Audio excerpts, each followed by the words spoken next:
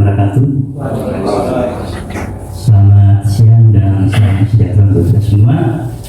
Masih semangat Bapak Ibu? Oke. Baik Bapak Ibu, saya akan mencoba untuk mempresentasikan hasil orientasi kita selama beberapa waktu yang lalu atau seminar pada tanggal 31 Oktober 2024 pada siang hari ini. Bapak Ibu, mungkin nanti apa yang saya sampaikan agak berbeda dengan Bapak Ibu. Dikandung maksud ada satu hal yang mungkin menjadi mengenang beliau Pak Heru. Kebetulan Pak Heru adalah mantan mentor kami di Guru Penggerak waktu itu, dan dulu pernah kami dijanji ketika nanti selesai akan dibawa ke sini, tapi nampaknya harapan itu tidak sampai terwujud. Ya, Bapak Ibu, pada siang hari ini saya akan mencoba menampilkan perkenalkan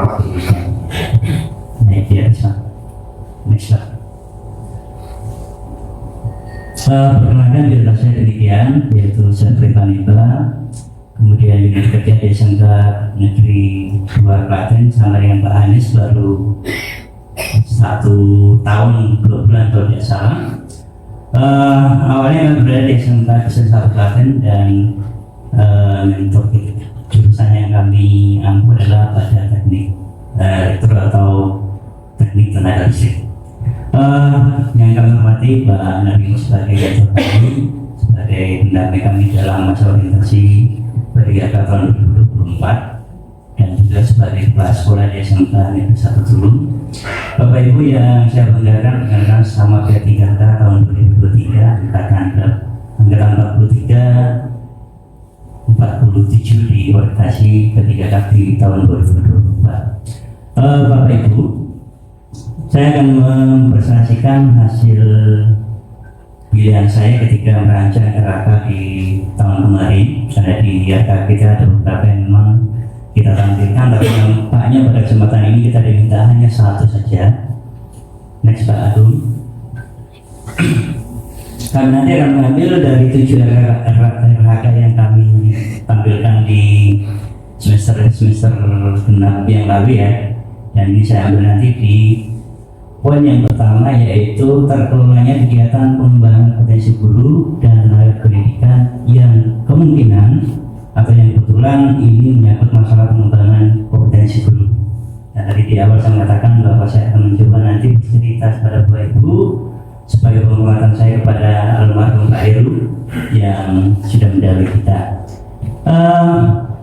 Di RAK hasil kerja yang saya tampilkan di depan, Bapak Ibu, kalau kita melihat bahwasanya beberapa hal yang kita harus lakukan di dalam tugas kita sebagai guru, dan saat ini rencana hasil kerja yang saya tampilkan adalah meningkatkan kompetensi guru melalui peran sebagai peserta program pelatihan atau pendidikan jangka pendek pada bidang yang relevan seperti pada yang selama ini di sumber Pak Menteri adalah adanya guru penggerak. Bapak Ibu, Bapak Ibu, mungkin di sekolah kita ada istilah bahwa guru penggerak ini adalah momok bagi semua guru.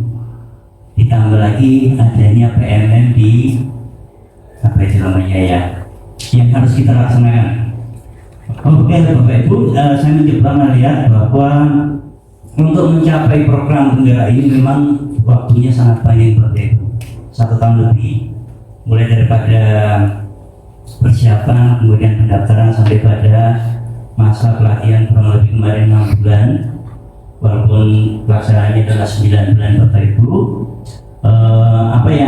Aspek apa yang akan kita dapatkan ada 3, yaitu kualitas dan kuantitas, termasuk adalah durasi waktunya kurang lebih 12 bulan atau 1 tahun lebih. Kemudian indikator kinerja individunya adalah tingkat kesesuaian kegiatan pengembangan kompetensi guru. Bapak Ibu, memang saya salah satu adalah guru kompetensi di teknik listrik di SMK Negeri 2. Mau tidak mau kita selalu dituntut bahwa yang namanya kompetensi untuk kejiwaan mungkin hari ini dilaksanakan, tahun depan tidak ada lagi. Karena apa? Di atasnya lebih ada lagi yang lebih tinggi. Seperti yang Bapak Ibu pasti punya adalah HP Bapak Ibu. Ini adalah karya-karya dari para guru kejuruan, termasuk dari teknik listrik, dan mungkin kalau biasa mekanik itu ada 3 jurusan yang mungkin bisa mengembangkan itu, yaitu dari listrik, elektronika, dan TAP. Kemudian yang ada 2 orang di belakang itu adalah murid kami adalah dari TAP. Sija. Nah, Bapak Ibu, untuk tahapan kegiatan memang ini tadi saya katakan bahwa ini memakan waktu kurang lebih 1,5 tahun Bapak Ibu, karena proses pendaftaran sendiri diawali dengan adanya tes ya Bapak Ibu ya, wawancara dan sebagainya, sampai pada masa penerimaan dan orientasi kurang lebih 9 bulan Bapak Ibu. Ada banyak sekali tahapan Bapak Ibu, ada 6 tahapan yang harus dilewati, dan ini mau tidak mau ini adalah momok bagi guru penggerak memang, karena setiap satu modul itu ada yang submodulnya 4, sehingga kalau kita mengerjakan satu modul paling tidak nanti dalam proses menyelesaikan modul itu ada sekitar paling tidak ada sekitar 12 tugas yang harus wajib dilakukan, dan itu juga dibatasi waktu seperti yang kita lakukan sekarang adalah paling lambat adalah jam 11.59 menit harus dikirim. Ini ngomongnya Bapak Ibu.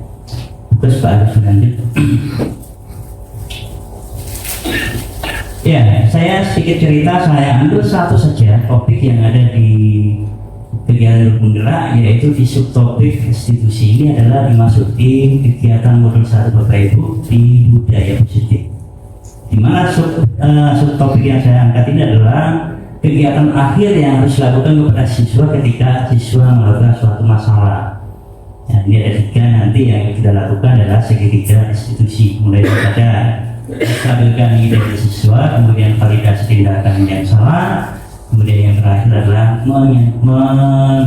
menanyakan keyakinan kepada siswa. Nah, ini memang 3 kegiatan ini kalau boleh dikatakan adalah suatu proses yang memang ada sulit kita terapkan. Karena apa?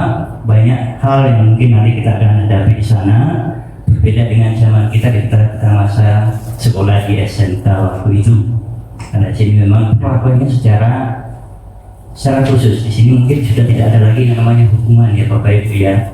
Mungkin memegang kuping saja sudah nggak boleh. Kalau kita dulu dimarahi gurunya, pulang ke rumah dilaporkan, lapor pada orang tua, pasti ditambahi yang namanya hukumannya. Tapi sekarang ya karena sekarang model pembelajarannya sudah sangat modern, maka mau tidak mau seorang guru harus melakukan ini dan harus mengetahui 3 kegiatan yang ada di restitusi. Next Pak, saya bacakan yang slide ini saja Bapak Ibu.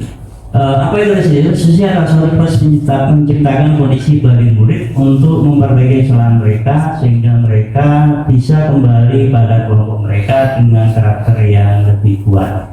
Ini menurut dosen tahun 2004. Kemudian restitusi juga adalah proses kolaborasi yang mengajarkan murid untuk mencari solusi untuk masalah dan membantu murid berpikir tentang orang seperti apa yang mereka inginkan dan bagaimana mereka harus memperlakukan orang lain. Juga termasuk dalam dosen tahun 96. Nah, ini Bapak Ibu kaidah daripada restitusi. Ini sebenarnya yang inti daripada sebuah restitusi. Kemudian slide berikutnya adalah ini penjelasan tentang apa namanya tahapan segitiga restitusi tadi, dimulai dari menstabilkan keadaan. Biasanya ada beberapa pertanyaan yang kita ajukan kepada seseorang yang kita hadapi. Yang pertama adalah berbuat salah itu tidak apa-apa. Kemudian semua orang pasti pernah berbuat salah. Kemudian yang ketiga adalah kita bisa menyelesaikan masalah ini. Nah, ini yang biasanya pertanyaan yang kita tanyakan kepada siswa yang mengalami masalah. Yang kedua Pak. Kemudian untuk memvalidasi tindakan yang salah, pertanyaan yang muncul adalah kamu pasti melakukan yang lebih buruk dari yang ini. Dan kamu pasti punya alasan melakukan hal itu. Dan yang terakhir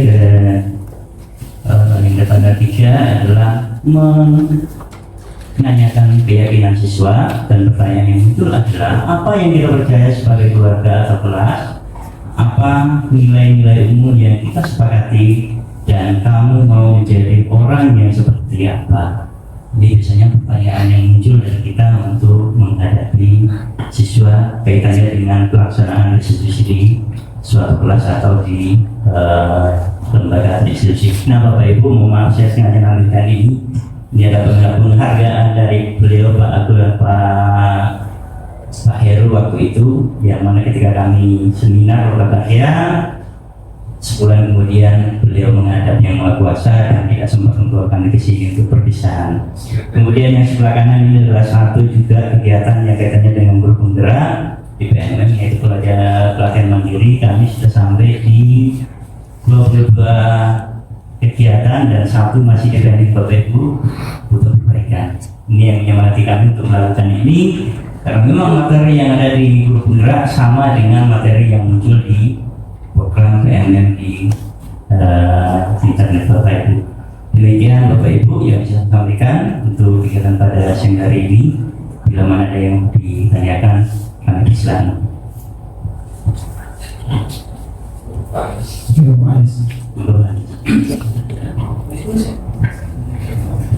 Ya, terima kasih, materi yang sangat menarik, restitusi.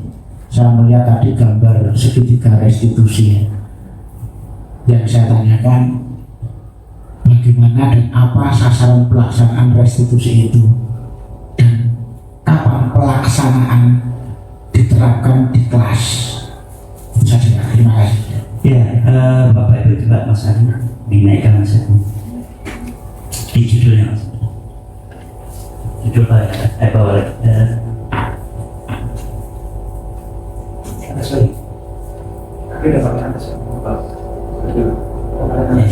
sorry. Ini yang ada tadi ya.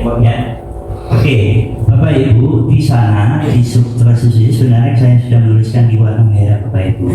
Tahapan daripada restitusi ini adalah ketika kita sudah menghadapi sesuatu tidak bisa diselesaikan, maka tahap yang terakhir sebenarnya adalah restitusi. Pertama adalah hukuman. Kalau hukuman ini kita lakukan, jelas karena sudah tidak boleh diterapkan di kelas atau kepada siswa. Yang kedua, pasti ada konsekuensinya ketika kita melakukan penanganan itu pada siswa.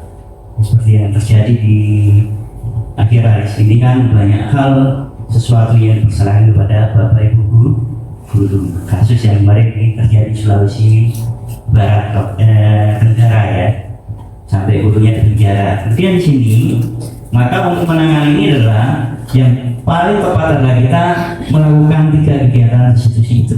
Kita pertama adalah pasti memanggil siswa, menstabilkan keadaan siswa, lalu kemudian kita masukkan di memvalidasi tindakan yang dilakukan siswa, kesalahan-kesalahan yang dilakukan. Yang ketiga adalah meyakinkan bahwa apa yang dilakukan itu pasti lebih parah kalau tidak segera diperbaiki. Dan ini pastinya di restitusi ini tidak ada istilahnya hukuman, tetapi memberikan masukan arahan yang lebih positif kepada siswa. Mungkin itu Pak Anies yang pesan. Penerapannya waktunya ketika ini sebenarnya bisa dilakukan oleh setiap guru di dalam kelas ya. Dalam kelas kita bisa melakukan ini, dan tentunya yang kami dapatkan waktu itu adalah kita tidak bisa menegur siswa atau memanggil siswa atau mewawancara siswa di depan teman-teman. Pasti kita menyiapkan satu tempat untuk berdiskusi atau berdialog dengan 3 ranah restitusi itu ya. Bisa di akhir, bisa di awal, atau secara khusus kita memanggil anak untuk mendampingi siswa. Ya, masih ada lagi? Ya, satu lagi ya waktu. Terima kasih. Ini saya teringat dengan petuah dari beliau Bapak Narimo yang tadi malam saya tentang bahwasanya kepercayaan diri itu setengah dari keberhasilan kita.